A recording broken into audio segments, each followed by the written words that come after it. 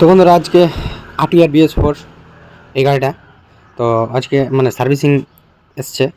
অনেক কাজ আছে গাড়িটাতে। সামনে টায়ার চেঞ্জ হবে, দেখতে পাচ্ছ অনেক টায়ার খারাপ আছে এবং ক্লাচ প্লেট ড্যামেজ আছে, বলতে 50% ড্যামেজ হয়ে গেছে। গাড়ি 50-এর উপরে উঠছে না। 50 স্পিডের উপরে উঠতে গেলে প্রচুর মানে ভাইব্রেশন চলে আসছে, হ্যাঁ। এবং এয়ার ফিল্টারের অবস্থা দেখতে পাচ্ছ কত কাঁচড়া হয়ে আছে। এবং এখানে চেনকিটও চেঞ্জ হয়ে যাবে। এই যে চেনকিটের ঘাটগুলো পুরো শেষ হয়ে গেছে এবং চেনকিট খুব একটা বেশি চালার মানে ভালো না, হয়তো রাস্তাঘাটে ফেসে যেতে পারে বেশি খারাপ কন্ডিশন হলে, হ্যাঁ। এবং আরও ছোটো মোটো অনেক জিনিস চেঞ্জ হবে। তো ভিডিওটা পুরো হবে, দেখতে থাকো।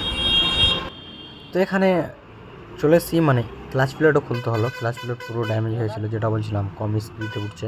তো স্পিড কম ধরতে গেলে হ্যাঁ সেটা ক্লাচ প্লেটের প্রবলেম আসে এখন। এবং এখানে সব সেটিং রয়েছে। এখানে মোবিল যে সকার কাজ ছিল, সকারে অয়েলগুলো চেঞ্জ করলাম, হ্যাঁ পুরো নোংরা হয়ে গেছিলো। এখানে টায়ার চেঞ্জ হচ্ছে, হ্যাঁ। তো টায়ারটা সিয়েটের অরিজিনাল বিট, ভালো বিট দিলাম।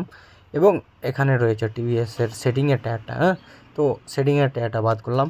এবার দ্বিতীয় মোডে কমপ্লিট ফিটিং ভিডিও চলে আসলো। কমপ্লিট মানে পুরো দিন খাটার পরে, গাড়িতে অনেক কাজ ছিল, হ্যাঁ।